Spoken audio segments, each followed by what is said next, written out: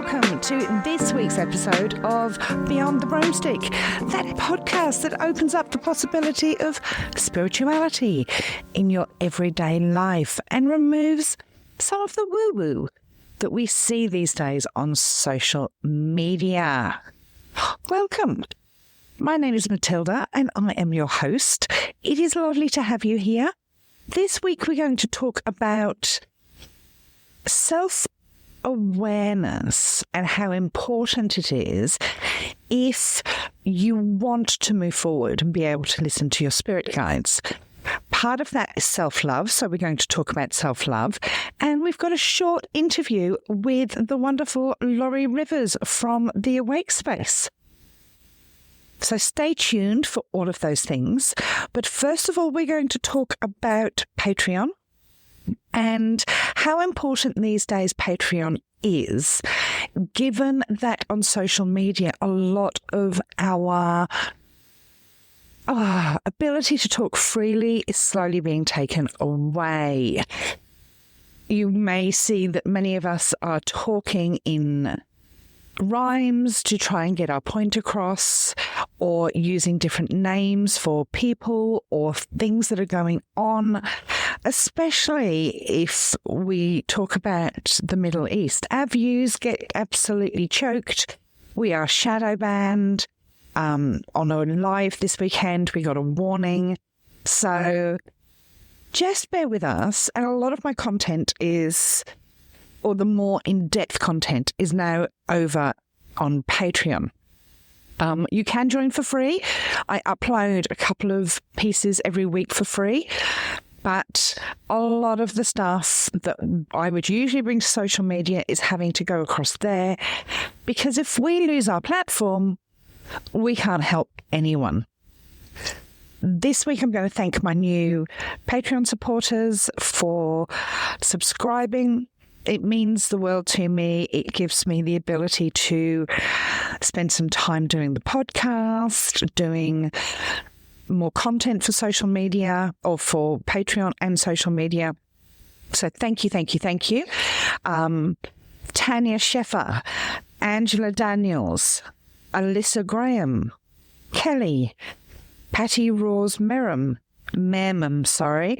Colin Dennison, Katie, Louise Cummings Major, Sabrina Belocci, Casey Harris, Michelle Sauter, Kay Finn 2, Paula, Emily S., Delane Briscoe, Dina Rumi, Kelly Brennan, Jordan, Julie Morez, Judith, Patricia, Olatosin Ocon, Greta, Lauren Hutchinson, Melinda Graves Sampson, Jen S., Myrna Guerrero, Stacey Jones, Stephanie Brindley, Krista Raddle, Beth, Louisa, Kathy, and Claudia Jelly Larson. You guys rock. Thank you so much for joining up with Patreon this week, and thank you everyone to all my Patreon supporters. Spirituality. Now remember, I don't just teach spirituality, I live it. I am a professional psychic medium and have been doing this job for over 20 years. I could not be doing this job if I was not self-aware, or if I had not learnt what self-love was. I get asked all the time about how to listen to my spirit guides. How do I lean into my intuition more? Well, the answer is that before you can even think about that, before you can even discern between what your own egoic mind is thinking and what your spirit guides are trying to communicate, you really need to know yourself and know yourself well. I could not be doing this if I did not know myself. How can you possibly hear from another entity if you are not understanding your own thought pattern, your own emotions, your own feelings? Because it's not as simple as your spirit guides having a chat with you. They will communicate in ways that are feelings and emotions. They will communicate with me, it's images a lot of the time, but feelings and emotions are very, very strong along with those images. And if you don't know yourself and you don't know how you react to certain things, then you cannot possibly hear when your spirit guides are trying to communicate with you or tune into your intuition. And self-love is a massive part of that. Now, my own story, I'm in my 50s. When I left home quite young, I had absolutely no self-esteem. None. It was in my boots. I felt dreadful about myself. I thought I was a dreadful person. I grew up in a household where criticism and judgment was the main form of communication. So imagine a teenage girl leaving home when that is all they knew. So I had to slowly build myself up from the ground up. And self-love was, I'll be honest, the last part of the puzzle to be put together. And once I'd learned it, and I'm not going to say I've mastered it because we all have dips in and out, but once I'd learned what self-love was, my God, I don't think I've ever been happier in my life. It really brings this wow moment and this joy that many people never feel in their life, especially when we don't have role models that teach us to love ourselves, when we don't have role models that give us the permission to speak kindly about ourselves, because that's one of the key factors to self-love. Now, there's a big difference between self-love and narcissism. A lot of people will think that self-love is something that's going to lead to narcissism. Narcissism is self-absorption. Now, I'm not a psychologist, but my understanding of it is a high level of self-absorption and being self-absorbed about their own self. Self-love is about a high level of kindness and empathy for yourself. Self-love just means an appreciation, an affinity, and positive regard for yourself. It's closely related to self-esteem and self-compassion, which are three together, really, really important factors in feeling good about yourself. It's you understand your own value and you treat yourself in a loving way instead of looking for that validation and love outside of yourself. You're giving it to yourself. Now, a lot of people will say you can't be loved or you can't be in a relationship until you love yourself. That's bullshit. That's total and utter shit, because self-love takes time. However, my personal belief after years and years of working in this field is that to be safe and not as vulnerable to toxic situations, self-love is really, really important for you.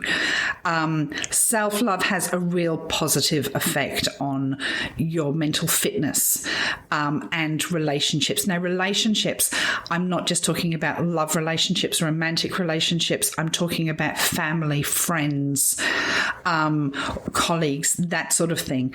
Because if we have a high level of self-love and self-compassion, we are not going to feel as if someone else is putting us down. Remember the old saying, no one else has permission to make you feel bad about yourself. Self-love is really important because it actually motivates much of our positive behavior while reducing harmful behavior. And by that, I mean it empowers us to take risks and to say no to things that don't work for us. It's a key component to building self-compassion. Self-love helps us take care of ourselves. It lowers stress. It builds resilience.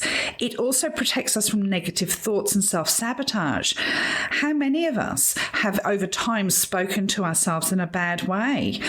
It stops that. We're not all going to be perfect. We're not all going to be 100% all of the time talking positively to ourselves.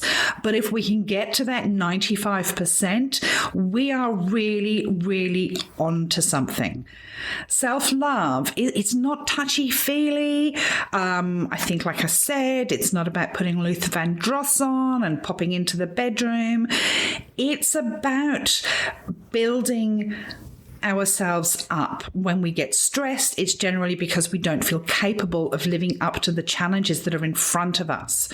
When we've got a strong sense of self-love, we're better able to tackle challenges. Negative feelings and self-critical thoughts compound stress.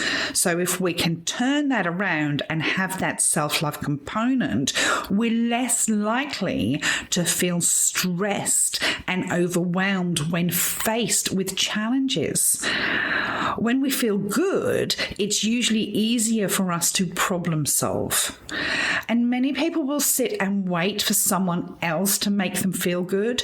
They're waiting for that partner, that friend, that family member to validate them. If we can bring the validation into our own self, then we don't have to wait. We don't have to say things will get better when this happens. Things are going to get better almost immediately. Self-love and self-compassion are directly linked. So being kind to yourself is directly linked to self-love.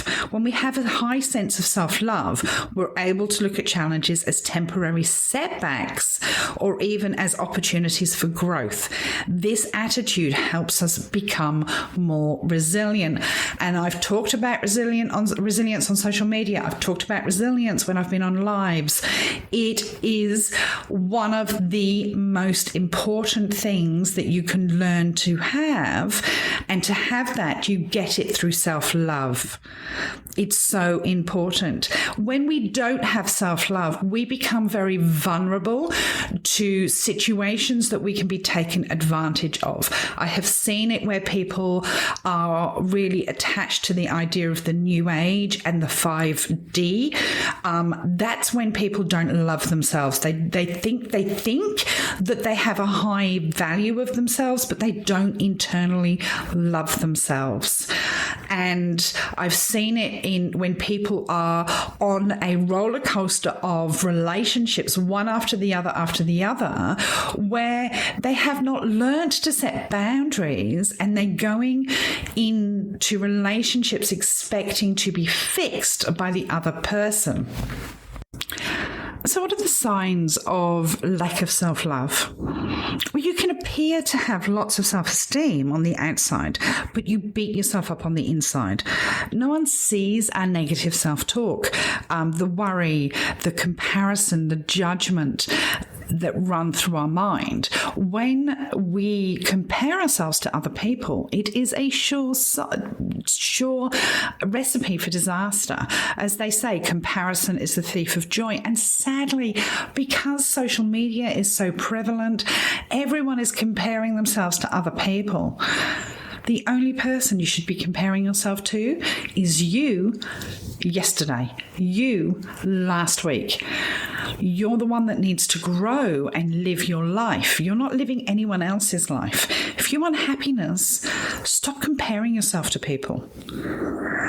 You could be settling in your career or life. You can check all the boxes for good and successful life, but it's not the life your heart and soul desires. If you have low self-love, you think that you are deserving of less things. You are deserving of less success. So you settle. And that's fine for some people. But if you really want to strive to success and you lack self-love, then one of the first things you really should do is actually concentrate on loving yourself. Another sign of lack of self-love is really overgiving and becoming a people pleaser. Now, people pleasing is when you sacrifice your own sense of self and your own needs for other people.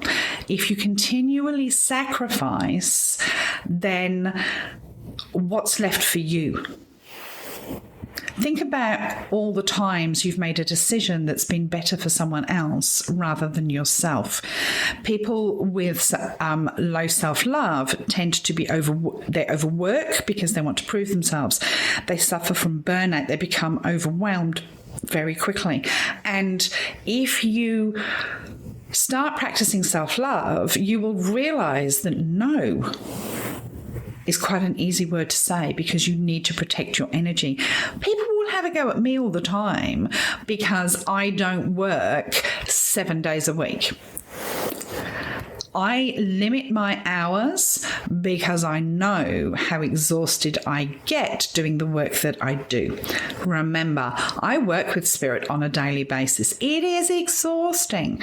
And if I'm doing 4 or 5 hours of readings 3 or 4 days a week, that's my limit. I could fit a lot more people in and keep a lot more people happy, but you'd get shit readings. As simple as that, because I don't have the energy in me. Self-love is really the foundation of people's happiness. It is the foundation that should build careers and build your relationships. When you enter a relationship feeling as if you are not worthy, you're going to settle for a lot less than you actually deserve.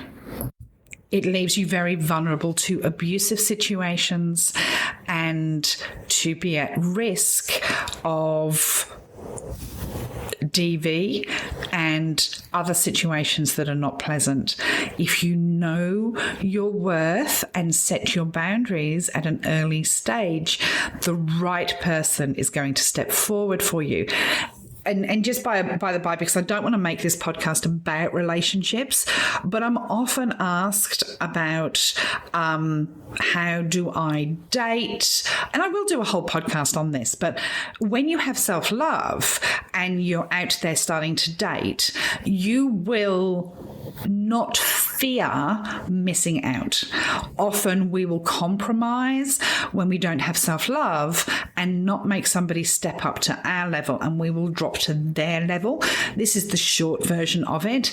But if you want to be in a relationship where somebody woos you or dates you, you actually have to have enough self-love to sit back and know that the right person will step forward, and you don't have to compromise and go with, well, the first person that asked me to Netflix and chill instead of asking you out for dinner is not the person for you if you're looking for a relationship. Obviously, if you're looking for other things, that's up to you. But I'm just talking about people asking, how do I make people step up? Self-love is so important when we're entering into things like relationships, because once we know our worth, we will not settle for less than we deserve. So with all that in mind, and the way the world is at the moment, I cannot advise finding yourself and self-love more at the moment. You are going to need it. Well, I've said that this year is bumpy and 2025 is going to be bumpy. If you can build your resilience, which comes from self-love, I think that you will be able to manage the changing patterns of the earth and the fear that is coming with a lot of things. I'm not worried. I don't want people to freak out. I've told you all, I don't see World War III. But, you know, there's going to be a lot. There's going to be a lot on the news. And there is a lot on the news at the moment. And if you do want to start working with spirit, it's really important. So how do you practice self-love? Get to know yourself. your self-awareness, your ego, all of those things. Get to know them, how they work for you, how they work against you. Build self-care routines. I know self-love isn't all about going for a massage, etc., but it is really important for you to look after yourself and have the positivity and the ability to embrace that. Talk kindly to yourself. The amount of people that think that the universe doesn't hear what you say to yourself is unbelievable. Affirmations are one step in the right direction, but stop putting yourself down. Embrace yourself. If you talk to yourself like you would talk to your best friend, and the way that you would build up your best friend, you would start feeling better about yourself immediately. Setting boundaries. People don't realize that setting boundaries is a form of self-love. Many people who did not have role models and were expected to give up part of themselves for other people do not know how to set boundaries. And it's something that is really, really important. Knowing whether you are comfortable with what somebody wants from you is all part of self-awareness. Saying no is the kindest thing sometimes that you can do for yourself. For instance, it took me a long time to realize how overwhelmed I become in crowds or with a lot of people. And I can do it, it's fine. But I remember being away with a group of people and just saying, I just need half an hour to go and sit in my room on my own in order for me to rebuild my ability to come back out here and socialise. And everyone looked at me in horror because they're all having a great time. And I just said, just give me half an hour and I'll be back. And you know what? I felt fabulous when I came back and I was able to go through the rest of the night without feeling overwhelmed. But if I didn't set that boundary, then I wouldn't have been able to continue with the rest of the evening. It's very, very common for us to not know ourselves enough, for us to learn what boundaries are as we, go through our years. So start paying attention to how you feel when you're asked questions, when you're asked to do things. Set your boundaries. And this is as simple as well within your household, with your partner, with your husband. So many people will complain about their partner, their wife or their husband, but they've never set any boundaries with them. They've never said no. So how are they supposed to learn? People don't know what they don't know. Prioritize yourself when it comes to making plans or when people ask of things. Practice gratitude for your body. Accept your body. We're all different. I'm carrying a lot of extra pounds than I did in my 20s. I'm in my 50s. It's what goes with it. But I'm grateful I'm here. I'm grateful that I'm able to have my body and to be able to help other people. Practice gratitude on a daily basis. It really does make you love yourself even more. I've talked about setting boundaries. Embrace who you are. Embrace your uniqueness. Talk to yourself in a kind way. Know yourself. All of those things are really, really helpful. And when you feel better about yourself, start practicing those self-care routines, taking care of yourself, knowing how much better you will feel about yourself once you start taking care of yourself. Recognize what you're good at and give yourself a pat on the back about it. Self-love is so important, and I really want to hear your stories. Send me an email. You know how to find my email. Send me an email. Tell me your stories about how you plan to change your self-love routines, because you guys rock. You guys support me. We need to get you supporting you. Be kind to yourself. One of the most important things as we wrap up is for you to remember how valuable you are, that you have the power on how you feel about yourself. That is nobody else's problem. You are the one that is responsible for how you feel about yourself. Be kind to yourself. Build yourself up. And then when you get the bonuses of people saying nice things, when you get the bonuses of validation, it adds to it. But you do not allow other people to take away your shine. You are important, and your thoughts about yourself are important, and your thoughts about the world are valuable. Don't let anyone ever tell you any different. I hope that helps. And start practicing self-love and understanding yourself. And that's when you can start hearing what Spirit have to say to you. So as promised, we have a wonderful talk with the amazing Laurie Rivers from the Awake Space. Here you go. We have a little bit of fun. Enjoy. Hello. And Hello. I have a wonderful guest. You wouldn't have guessed, but Laurie Rivers is with us this week. Surprise, surprise. Surprise. We've got Sarah Black. Nice to see you again, because it's such a long time since we spoke. I know, ages. I know. And today we are going to talk about why you want to be clear about who you are serving. Oh, yeah. That is so important. What are your thoughts on that? Well, for readers especially, but this would be for anybody who does any kind of client work, or if you're in any kind of business, or even in your job. Like when you're looking for a job, you need to know this. Who's your fit? And so you're not going to be for everybody. I think everybody looks at the numbers. They want 1 million people, or and we're not for everybody. Well, no, and neither should we be. There's enough. Mm-hmm. It's who fits you. Yes. And who can take something from their time with you. Absolutely. And understanding why you're serving. Yeah. Why you're serving, what your gifts are, what you're here to do.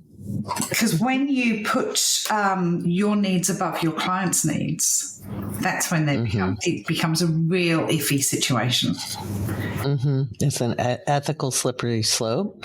It needs to be, in my opinion, it needs to be mutual. Because I think also if you overput your client's needs above your own, you get a very depleted person. And Absolutely. often, especially people socialized as women, we've been taught to give and give and give and give, and our cup runs empty.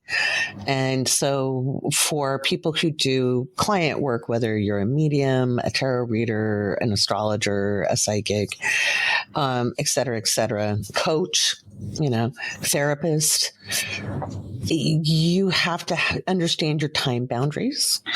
Yes. Mm-hmm. And people need to, you don't have to even, you just have to be good on your boundaries. You don't have to even educate your clients. You don't have to explain yourself. There's ways to communicate you're done. But some people use a timer because that helps them. The dinging helps. I tend to say, hey, I've got to get ready for another reading. So glad I got to work with you, So, but you have to, those are all really important things to know. But knowing why you're in this, besides, I need to make money, because I think the pandemic did that for a lot of people. In lockdowns, people were like, I can read tarot cards. That's a quick buck. It's one of my favorites when everybody went out and bought a $1 set of tarot cards and set themselves up on TikTok to do $5 readings or whatever. Mm-hmm. We are to be of service, though. I mean, realistically, energy workers are here to be of service. That's why we should never benefit from our own abilities or use them to manipulate other people, is what I'm talking about. I was going to say, I would say not use them to manipulate people, but it's okay to earn an income, because how else do you pay your bills? Well, we are, we don't manipulate. Yeah, we have an ability that we use to make money. But I do feel that there are too many people out there that are putting their need and their ego in front of a client's need. But I don't think they're servers, though. I don't think they're in service at that point. Oh, no, I lost her. Sorry, what was that? We lost you. Oh, am I here? You're back. I'm back. You disappeared. You went into the ether. You came back. You're magic, remember? I'm magic. I forget about the magic. It was the unicorn game. Damn unicorn. They're not in. There's a lot of people that have gone into energy work or light work or whatever you want to call it. Right. And they're doing it for their benefit without their sole benefit. Yeah. They're not considering the client's needs. Our boundaries and our ethical limits are all about putting our clients first.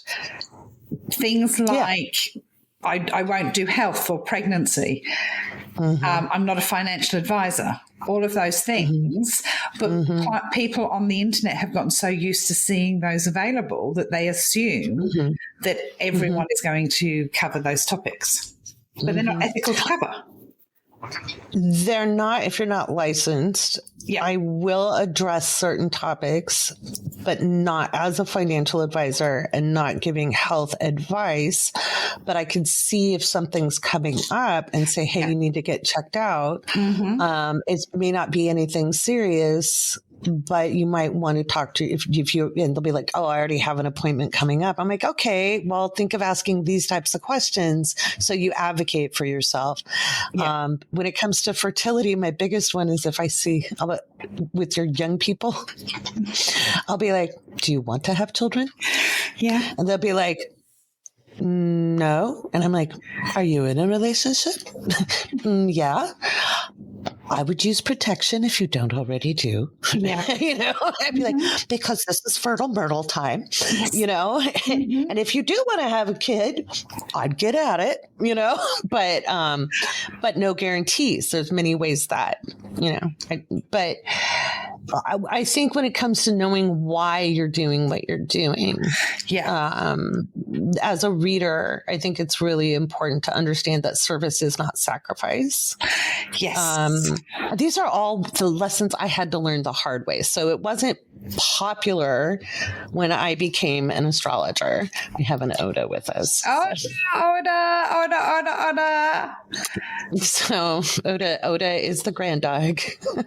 Anyway, service isn't sacrifice. And I was taught that. So, we've been talking about like spiritual gaslighting. There was a lot of that when I was coming. That's why I'm speaking carefully. It's because when I came up to it, people would be mad if you charged at all. And then what are you supposed to do? And as an astrologer, I've put thousands of hours of learning into this. And you've done professional development. Yeah, I've worked with a mentor. I've done professional development, but also it's a lot of energy. A lot of people don't realize I can't work full time. I can work 4 hours max. And I am done. I am spent. It's not and I can only do so many days a week, because the days that I work when I'm channeling, I'm good for nothing at the end of it. Talking about uneasy with readers or readers that haven't trained, I make no secret of the fact that I am in my 50s, and I had a reading a few years ago, and this woman told me that I should be very careful that I don't fall pregnant within the next couple of years.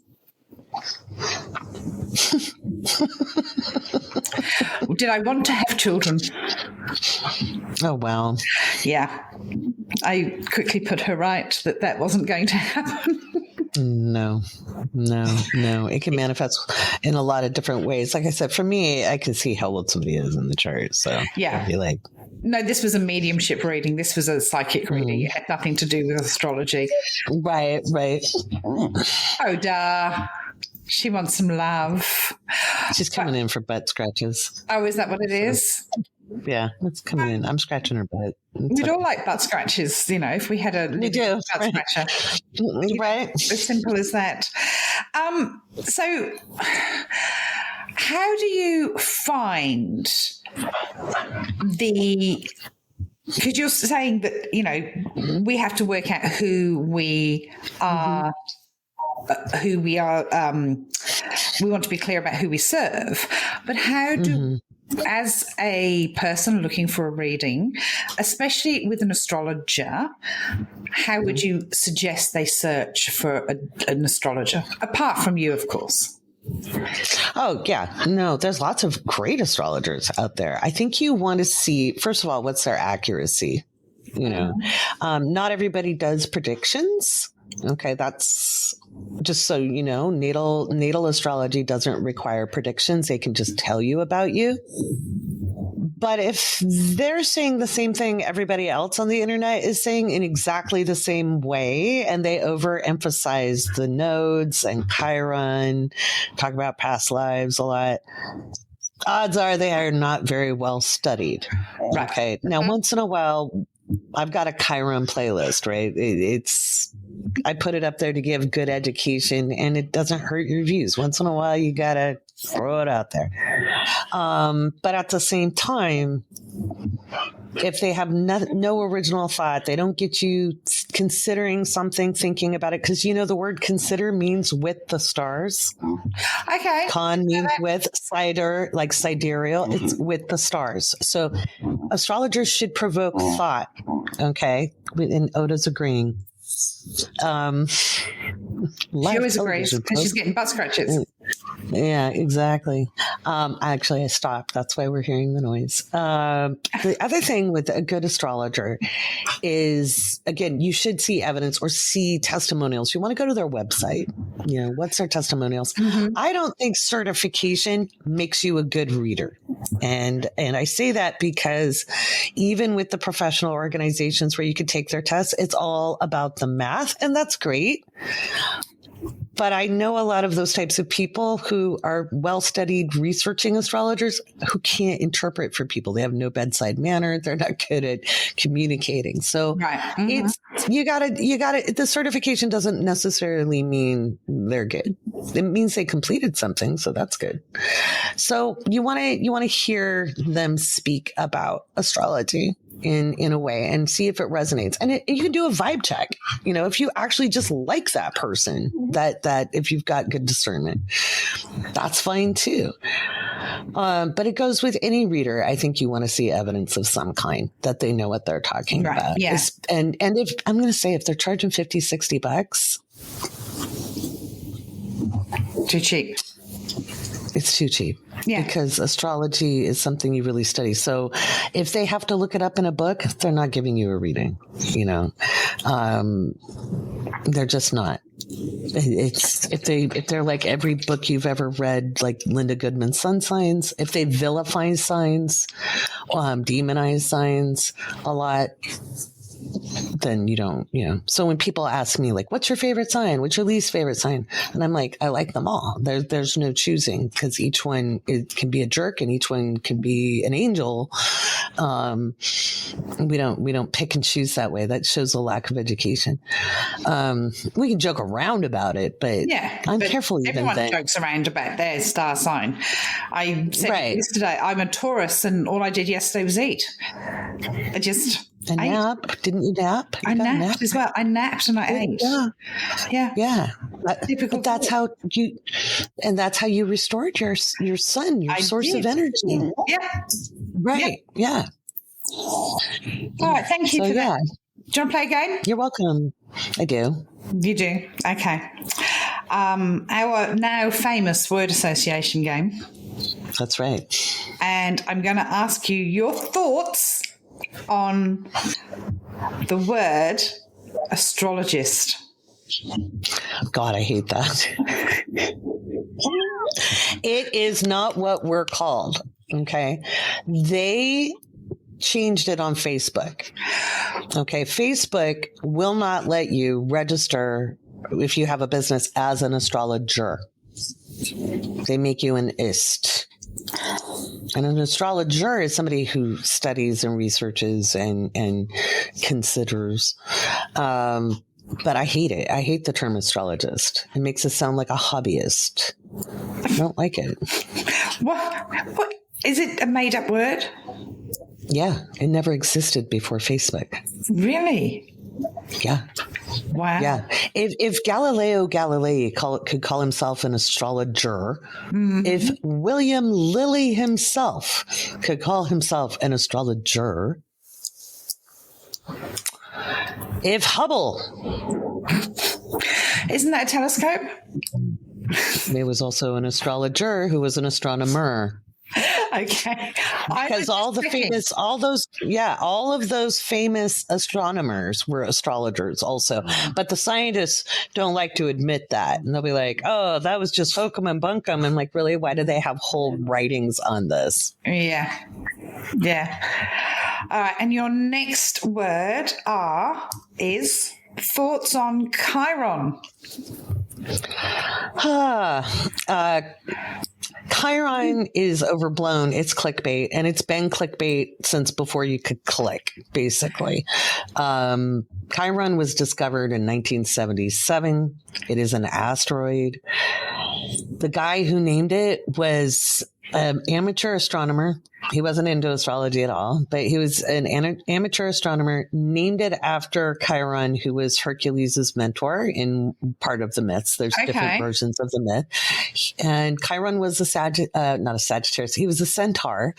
Okay. And he was very wise, and he pissed off the gods, and they sent Ares to shoot him. And there's another one. It wasn't, and Paris was the other version of the story. Paris nailed him with an arrow with a poison, but since he was immortal, he couldn't die. So he had a wound only he could tend to. And thus we get this protracted Chiron is the wound you cannot heal. And it's not true. It sets people up for failure. It's very dangerous, very damaging. The same as, and people be like, it is. And people go, but I resonate with it. And I'm like, astrology has nothing to do with you resonating or not. Most people are not self-aware enough to resonate. But it's just self-fulfilling pain story is what you're doing. And what I've seen in the last, almost 30 years is that it can be the light post on your healing journey. Does it show up on your transits? Does it show up on your chart?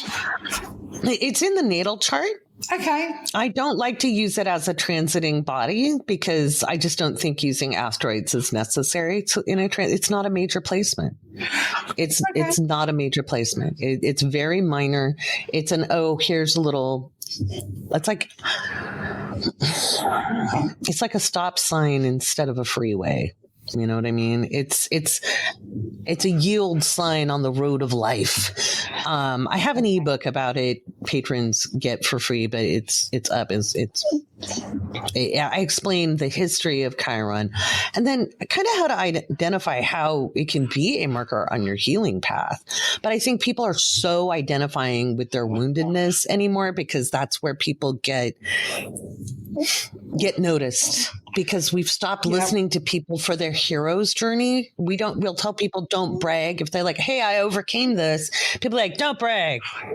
But if they say, I was treated poorly and I experienced a lot of trauma. So I get how you can get sucked down those rabbit holes. It's that misery love from a personal, isn't it? Mm-hmm. And it's very dangerous. And a lot of the people speaking on it have not done the healing journey at all. They don't know what they're talking about. And time in the game doesn't mean you're good. There are people who have been in the game a long time and they weren't good when they started and they're not any more ethical now, 30 years later. Mm-hmm. But the odds of having perspective a little older, hopefully, if you speak with a modicum of wisdom, helps. But there's certain things you have to kind of go through and developmental stages in life that will help you speak on it. It's hard to have perspective if you haven't at least gone through your Saturn return, I would say, which means you're 28 to about 30 years old. Which is where I talk about self-awareness and perspective. Mm-hmm. If you're going to go into energy work, having that time to learn before you start giving people information that's helping them learn. Exactly. You need to be, you need to remain the student for a certain amount of time. So yes, one of the astrologers I have is teaching, but she's teaching my curriculum, and it's gaining her experience. It makes her a better learner and teacher, but I wouldn't have just she's made for it too. Yeah. I was like, oh, you're a born teacher, but she's teaching. It's not her original work. Her original work will come out someday and it will be phenomenal. I am sure of it, but she has to learn and grow first. I think that the whole part of being able to be an energy worker or use energy to help people is the fact that you are able to, you've learned enough about yourself to regroup, because we have to heal after every reading. Do you understand? Like after every 100%. Day that I'm working, I have to take that time out to ground myself to heal. And if you don't learn those practices, then you are going to end up a basket case. And we're not here to be martyrs. No, honestly, no. And I'll push myself too far sometimes because I have that habit. I think we all do. Back in 2021, from July to December, I did read 7 days a week, and I read book because I was trying to get, and I lowered my price. And this is the caveat. I dropped it, not because I needed them in that way. I didn't. I could have kept my price the same and read a limited number of people, but I was trying to get as many people, especially young people, ready for 2022, 2023 and beyond. January 1st of 2022, I was a puddle. And I had a reading. I thought I had that day booked off, and I saw I had one reading left to do. Did you cry? I did. I broke down. I can't do it. I can't, because it does. We give what we also need. Yeah, and that's why we need the time to regroup. And people think that we can switch. That's why I say be wary of any reader that is on live 24/7 giving free readings, because they can't be tapping into any energy source at all, because you just can't. I will do my in-person readings and I'll need 2 days off afterwards, because I love doing them. I love doing in person because you get so much energy, but geez, I'm exhausted. I was going to say, I've been holding off. I haven't done in-person astrology since 2001. I went to conference call. Yeah, but that's really fine. early on. Yeah. I like the connection sometimes, and I get a lot through touch with if they bring items as well. So okay, right. You can't do that on conference call. No. But just the way the bodies work, But I do love to teach live, and I miss that. Yeah, I haven't done that since 2018, but wow, soon. Well, thank you again for joining us. It's always fun. We shall do this again. Again, yes. Again. Thanks, Laurie. Thank you, Lovey. So that wraps up today's episode. Thank you, Laurie, for joining us again. Remember to work on your self-love. It's so important. It does really, really, really change your life. I cannot emphasize that enough. And I, as I say, didn't fall out of the sky with this insight. I have lived it and I have worked on it. I never realized who I wanted to be until I came to terms with who I didn't want to be. And that is a really important, or was a really important part of my life, to turn it around and make what I do today possible. For those of you interested in Patreon, pop along and have a look. This week I will be uploading the Patreon Q&A podcast, the Patreon only podcast, which is going to be concentrating on the Middle East, because I can go into a little bit more in-depth detail around that. And there'll be other bits and pieces going up. And for those of you interested, I have released, I think it's around the 21st of March. I can't remember, a group mediumship reading where I will be doing it via Zoom. Not everyone gets a reading, but you get to watch me work. Probably around 8 to 10 readings will take place over an hour and a half to 2 hours. And there are still around 40 seats available. If you are interested, it's a really cheap and cheerful way for you to watch me work and do some readings. And the readings are always chosen by spirit, so it's who shows up, basically. And that's about it for today. Thank you again for listening to me. I will be back next week with more insight into spirituality, and I will be concentrating next week on some past readings and the impact that they have had on people. Lots of love and chat soon. Take care.